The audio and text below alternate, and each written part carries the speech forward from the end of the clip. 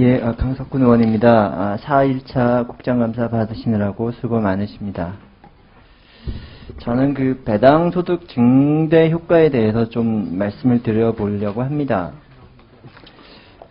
일반적으로 우리나라에서는 직접세의 비중이 낮고 면세자 비율이 높기 때문에, 그리고 사회보장제도가 성숙되지 않아서 조세가 소득 분배에 미치는 영향은 제한적입니다. 그래서 일반적으로 조세를 통해서 국민소득을 증가시키는 정책은 세금을 내는 사람에게만 대상이 되기 때문에, 그래서 이런 사람에게 집중되는 성향이 있습니다.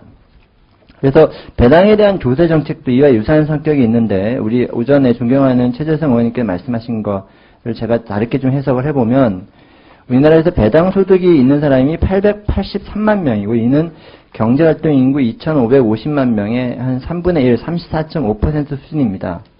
여기에서 10만 원을 넘는 배당금을 받는 사람이 32%, 그다음에 10만 원도 채 못 받는 사람이 668% 해서 601만 명입니다.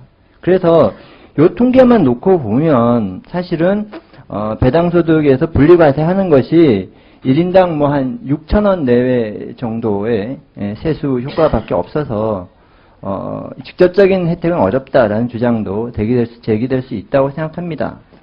근데 이제 이거는 그것만 고려해서는 안 될 거라고 저는 생각해서 말씀을 좀 드리겠습니다. 정부가 배당세제에 대해서 발표를 하고 난 이후로 저희가 8월 달에 나온 동양증권의 보고서를 보면 작년부터 배당주 펀드는 정책 효과로 인해 이례적으로 액티브 펀드와는 반대로 자금 흐름을 보이고 있다. 이 얘기는 액티브 펀드에서는 자금이 빠져나가는데 배당주 펀드는 자금이 들어오고 있다는 얘기는 배당 증시 정책이 주가에 긍정적인 작용을 할 것이다 라는 걸 반증하는 것이고, 실제로 여기 지금 키움증권 리포트를 보면 8월부터, 저 리포트가 9월 하순 리포트입니다. 8월부터 9월 하순까지 시장은 2.1% 하락한 반면에 어디 있죠?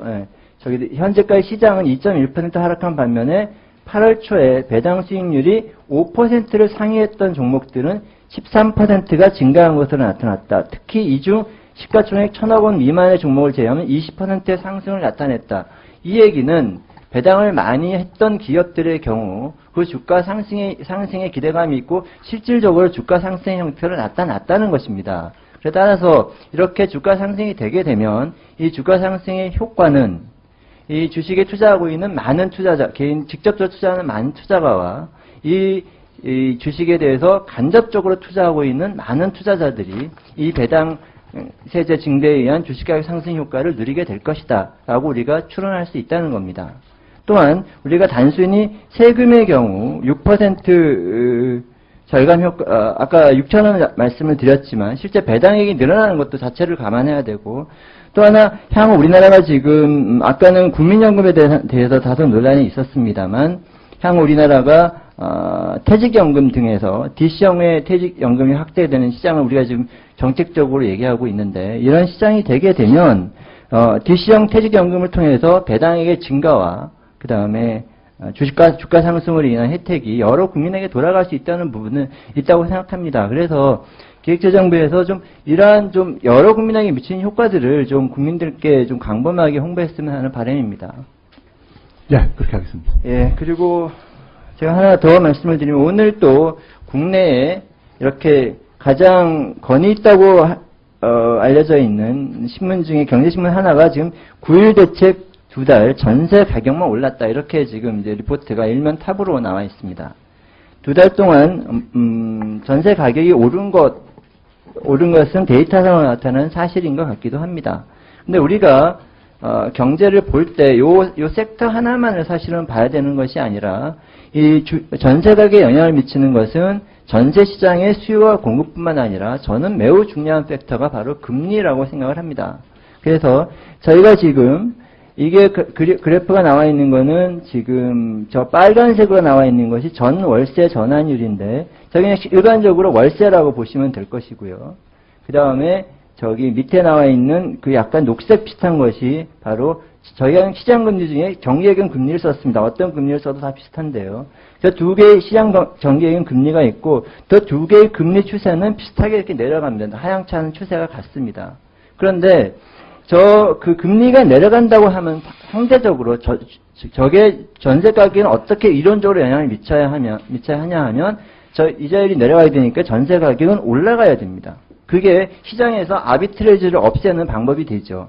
그래서 금리 인하의 효과가 자동적으로 반영되는 것이 저기 전세 가격이 올라가는 부분에도 반영이 돼 있다. 이런 부분들이 국민들께 잘 안 알려져서 이게 마치 9.11 부동산 대책이 인하여 이게 전체 마치 그 전세 가격이 오른 것 같은 이런 오해를 불러일으킬 수도 있다고 생각합니다. 그래서 이런 부분에 대해서도 저기 기획재정부가 잘 좀 시중에 잘 말씀을 좀 드려주십사 하는 말씀 드리겠습니다.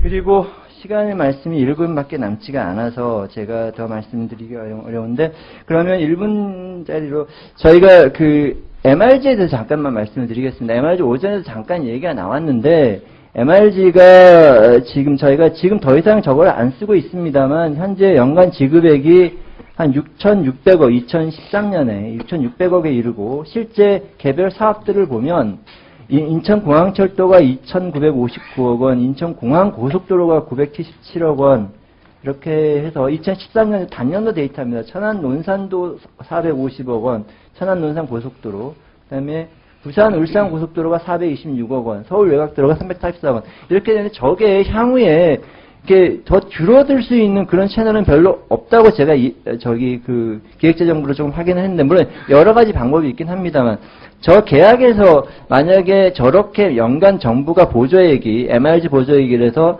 늘어나는 경우 저걸 재협상할 수 있는 그런 건 없나요? 지금 그 여러 소송을 통해서도 하고 있고 또 사업 구조 재조정 해서 아까 오전에도 보고 드렸습니다만은 한 10조쯤 그 재정 절감 효과를 거둔 바가 있습니다만은 저 과도하게 되는 부분도 지속적으로 사업 구조 재조정을 시도해 나가도록 그렇게 하겠습니다. 네, 수고하셨습니다.